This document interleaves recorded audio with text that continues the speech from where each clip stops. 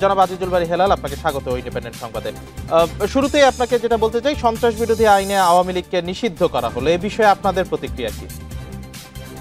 আমাদের প্রতিক্রিয়া অত্যন্ত স্পষ্ট যে অনেক দেরিতে হলেও জনগণের চাওয়া এবং রাজনৈতিক দলগুলোর যে চাওয়া, সেই চাওয়াটা পূর্ণ হয়েছে। যদিও অনেক দেরি হয়ে গেছে, তারপরেও যে চাওয়াটা পূর্ণ হয়েছে, এটাই আমাদের সার্থকতা। এখন আমরা এই সিদ্ধান্ত নিতে যে দেরি হলো, এর পেছনে যে কারণটা হলো যে যদি একটি রাজনৈতিক সরকার থাকতো, তাহলে কিন্তু এই সিদ্ধান্তগুলো নিতে খুব একটা দেরি হতো না।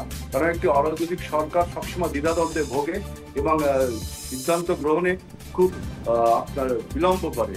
সুতরাং আমরা মনে করি যে এই বিচারিক যে প্রক্রিয়া, এই প্রক্রিয়াও দ্রুত সম্পন্ন হবে, যদিও টোটাল ভার্ডিক্ট পেতে হয়তো অনেক সময় লাগবে। এই জন্য আমরা বলছি যে যেহেতু আমাদের যে চাওয়া, জনগণের যে চাওয়া, সেই চাওয়াটা পূর্ণ হয়েছে এবং বিচারিক কার্যক্রমও দ্রুত সম্পন্ন হবে। এবং এখন আমাদের যে পরবর্তী যে লক্ষ্য, যে বাংলাদেশে গণতন্ত্র পুনঃপ্রতিষ্ঠা করা, মানুষের ভোটের অধিকার ফিরিয়ে দেওয়া, সেটাও কিন্তু একই সাথে সরকারকে দ্রুত গতিতে করতে হবে।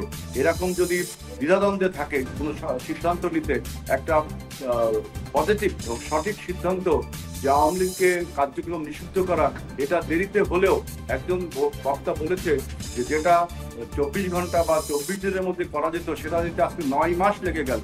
এখন যদি বিচারিক প্রক্রিয়া এরকম ডিলে ঢালেভাবে করে, তাহলে কিন্তু বাংলাদেশের গণতন্ত্র পুনঃপ্রতিষ্ঠা দেরি হবে এবং সেখানে এই ধরনের স্বৈরাচার, এই ধরনের ফ্যাসিবাদ কিন্তু আপনার শিকড় গাঁথতে তাদের খুব সুবিধা হবে।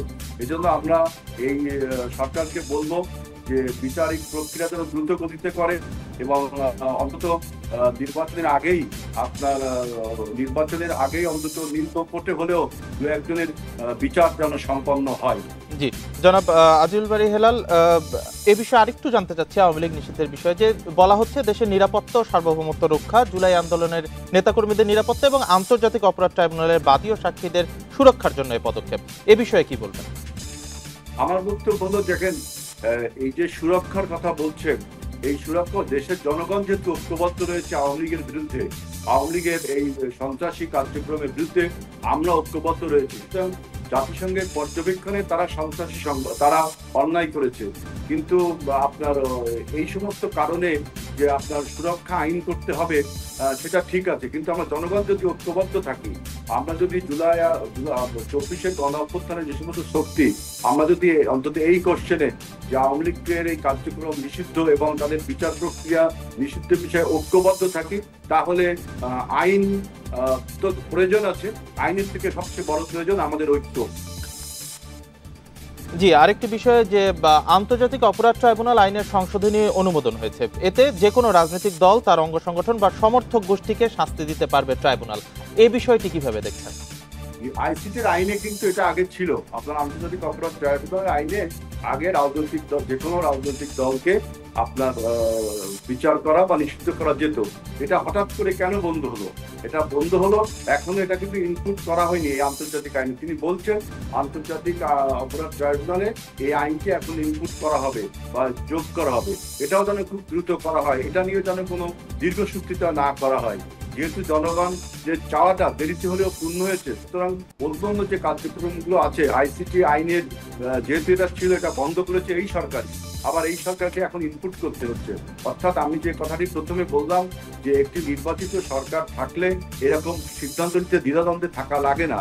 সেই জন্য দ্রুত একটি নির্বাচিত সরকারের মাধ্যমে প্রতিষ্ঠিত হলে আমাদের অন্যান্য যে কাজগুলো আছে, রাষ্ট্র মেরামত, সংস্কার এবং এদের বিচার প্রক্রিয়াকে শেষ করে বিচারের ব্যবস্থা করা, এই সবগুলোই দ্রুত হবে। এজন্য যেহেতু আমাদের প্রথম চাওয়া যেটা ছিল, একটি চাওয়া অন্তত পূর্ণ হলো যে আওয়ামী লীগের কার্যক্রম নিষিদ্ধ, এখন পরবর্তী যে চাওয়াগুলো গণতন্ত্র পুনঃপ্রতিষ্ঠা এবং right to vote and right to choose of leader by voting, এটাও ইনশাআল্লাহ দ্রুত এই সরকার পূর্ণ করবে।